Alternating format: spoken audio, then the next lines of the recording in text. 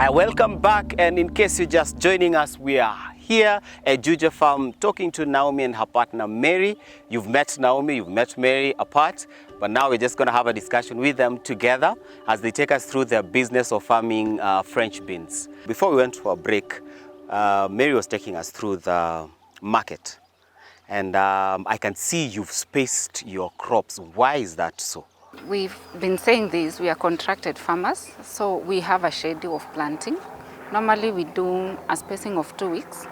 This works for our clients because they also have other clients, so they have a schedule of Tugi Fresh is harvesting this day and Farm B is harvesting on this other day.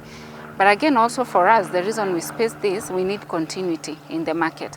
We don't want to just harvest and then we have to wait for 2 months to get into the market. We need our clients to know that we have the capacity to keep on furnishing them with the produce. Okay. So that is why you space them like that. And what does that then translate in your terms of harvest? Can we talk about the harvesting period for your French beans? For a particular block, like now where we are, we do a maximum of 6 harvests.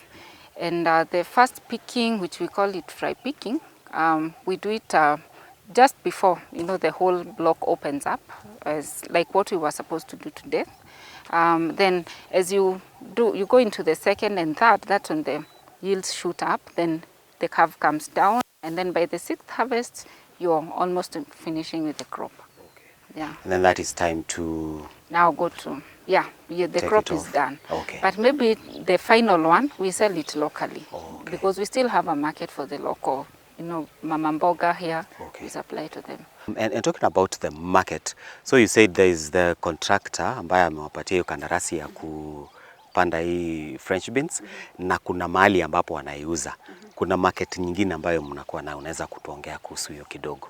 Market zingine ni kama local markets.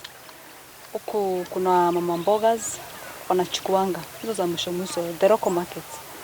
Then zikizidi tuone ni mingi kidogo, tunauliza watu wa marikiti. Kuna wengine kadhaa hapo ama soko zingine like Kithurai wanachukua ama tunawapelekea.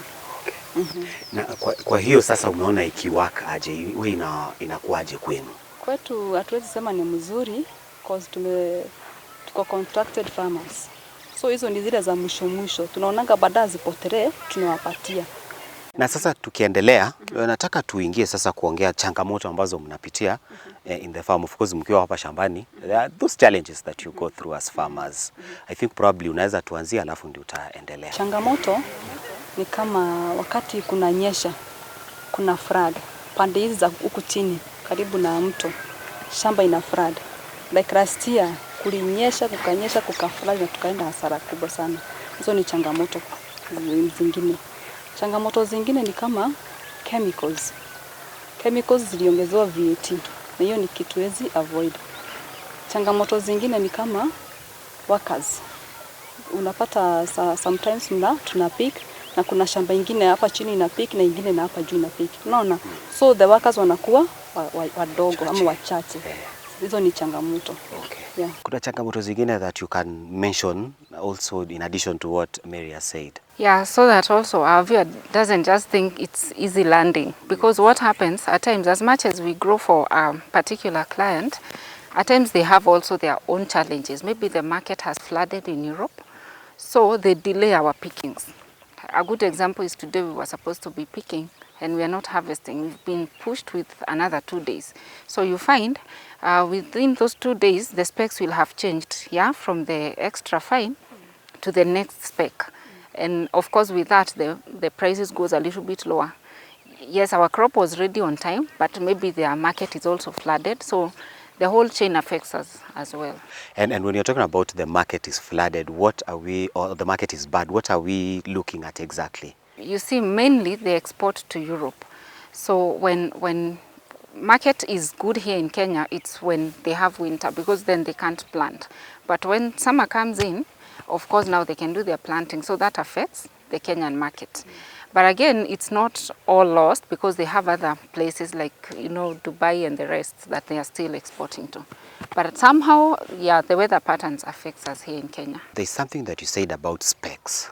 Yeah. Can you elaborate a bit more about that?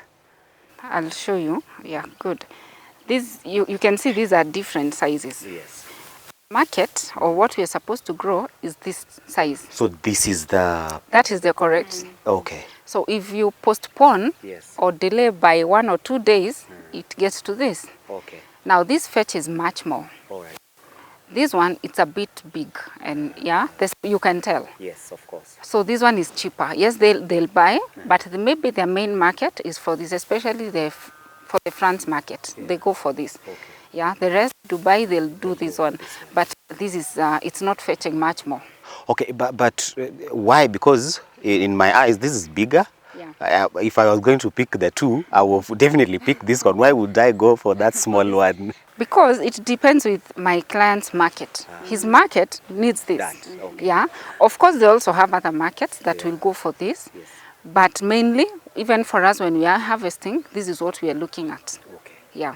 So now this gives you more money. Yes. Okay. And even when the mamas are picking, Yes. I'll pay them more for this. Because it's a lot of work for them to identify this. Yeah. So when they're picking, they're basically putting this aside and this... Well, they will pick everything. Yes. Then when we go to grade, yes, of course, I'll not throw these away because they still, my clients, I believe, has a market for this. But we'll first prioritize on this. Yeah. Pick all you can see they're more or less the same size. They're quite a number. Yeah. So this is what we are prioritizing. Okay. Then the rest we'll grade differently. And this will fetch, a little bit lower than this. Yeah. Okay. So if this one is going for, you said 50, 70? Mostly, this will go for 50 shillings. A kilo. A kilo. And then this one would go a bit higher. Between 75 all the way to 80. Okay. Yeah. Oh, wow. A kilo. All right. Yeah. That's interesting. All right. And let's go a bit back to the challenges that we face. When you're doing any business, there are those times that you put in money and you don't get returns. Sure. Do you have a story around that, and what would that story be? Yes.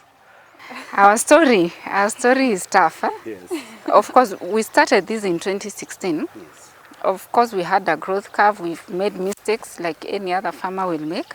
But you realize we have a river down here. So like last year, the river broke its banks and it moved to the farm. It literally moved to our farm.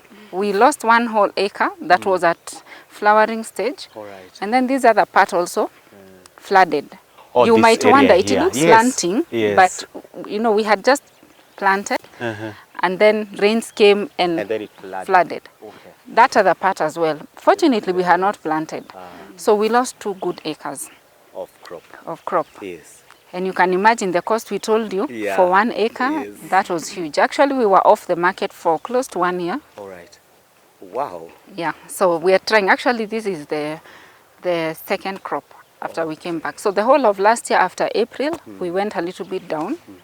But yeah, we were doing other veggies. We didn't just go completely down. Since this is something that has happened before, what are you doing, or what plans mkonayo kuensure that hiyo kitu haitajirudia tena? Iwatupe hivyo off guard vile iliwapata. Vile tulifanya, vile umesikia uko juu kulifradi. Kulikuwa kunatoka maji na huko kwa barabara, uko juu, inakuja inaingia kwa shamba. So ile kitu tulihave kufanya, tulikata mitaro. Kuna mtaro iko pale, mtaiona, ingine iko pale. So maji ikikuja ama kunyesha, inakuja inapeleka maji wapi? Hadi kwa mtu. Okay.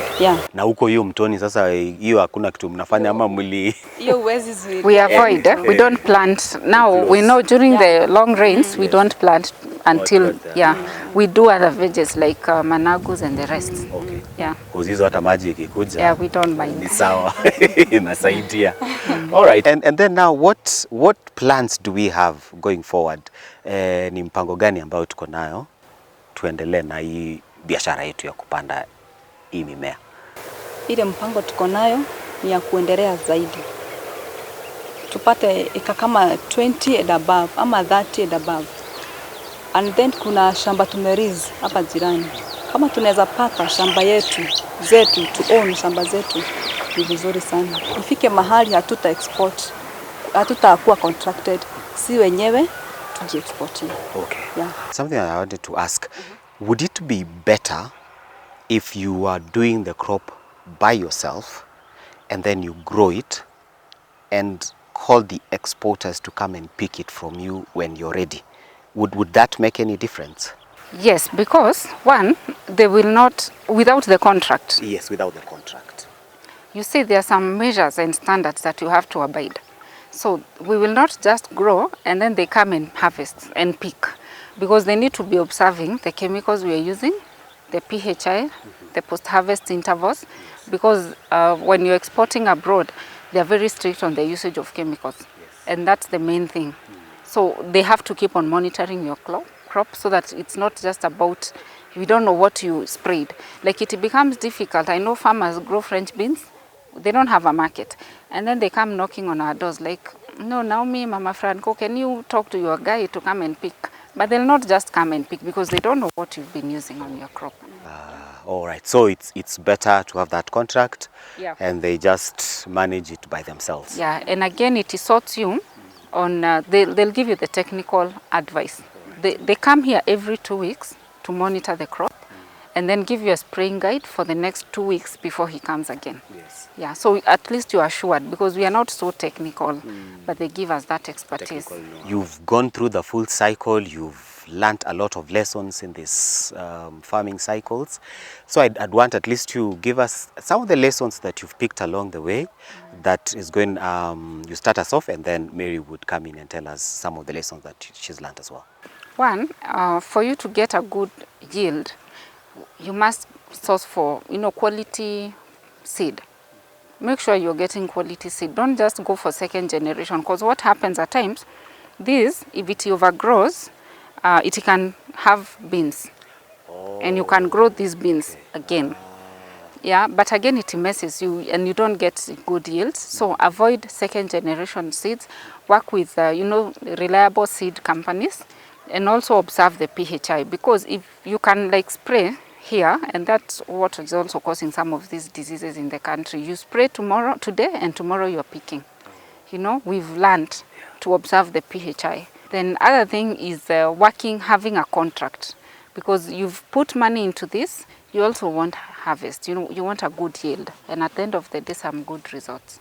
Mary, lessons zenye umejifundisha kutoka kwa ukulima ambayo ungeweza kutuambia kidogo. Wakati unaanza kulima, unakuanga ujui chochote.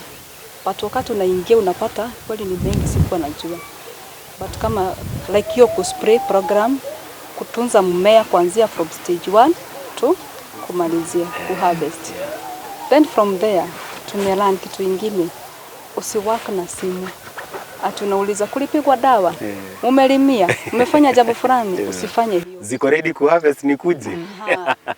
Usifanye hivyo hata kidogo. Usiwahi jaribu. Na sisi tulisema hatutawahi jaribu kufanya kitu kama hiyo. Because the moment unapiga simu unauliza umepiga dawa, mko watu wangapi kwa shamba, unaweza hata danganya. Maybe tuko 20 na watu labda ni 10. Unaona? Naambia maybe tulipiga dawa na labda dawa hata haikupigwa, labda ilichukuliwa na maybe wakauza ama wakasahau kupiga. So be there. Ukue present farmer. Yeah. Haya, na sasa tukimalizia hii discussion yetu, najua tumejifundisha mengi, lakini there is something that I want us to, we need to talk to our viewers as well. What advice, maybe starting with you, Naomi, what advice can we give people who are watching and probably are interested into getting into farming, so to speak? For me, just as I had said, you can, get your second hustle, like I do, out of this and make money out of this. But it's not always a successful story. There's a lot that has come into this. There are lessons that we've learned. But just to summarize that is quality seeds, good technical expertise, and good crop management. You skip spraying a day of this, you can come tomorrow and the entire crop is gone. So observe also good farm hygiene. Like we don't have weeds around because they are also eating into the food for the crop and all that. So yeah, proper hygiene, good seed, good crop management, and quality seeds, and you're good to go. In terms of capital, do I just start and then capital will get me, or how to go about that? It is work. There's a lot of work that has to be put into this. It's not just you pumping money and you fold your hands and you expect, you'll get returns. Like people come here and the next thing they want to do, Naomi, get me land, I want to do French beans. But they try and they fail because when you don't have the patience, you can do it once and fail. Like even as we came down a little bit, but you fall today and tomorrow you rise up. So you have to practice patience and just know that it's not overnight success. Like you pump in money and tomorrow you can do it today and tomorrow it doesn't work. Keep doing it until you make it. Kwanza ukianza ukulima, be patient. Usitarajia tutaingia kwa ukulima and the next day unatarajia upate mavuno ama upate pesa. Be patient. Ukulima ndio inaleta, lakini ndio ilete unakuwa patient, unaigoza, unaipatia pesa, unaweka input zako zote hapo, unagoza. Na you have to work hard. Ili uweze kupata mazao kutoka kwa shamba. Then ile kitu nitamalizia na nitasema usiwaka na simu. Mkulima yote ananisikia ama ananiona, usiwaka na simu. Simu ni mbaya. Itakumalizia biashara yako. Itamaliza biashara yako. Okay. Yeah. Meshukuru sana kwa kutupatia nafasi kuja kwa shamba letu, and I'm sure the viewers have learned a lot and I have learned a lot, and that's it from this beautiful farm called Tugi Fresh Growers Farm. And definitely that brings us to the end of this episode, and I hope you've learned something that would help you grow your business of farming.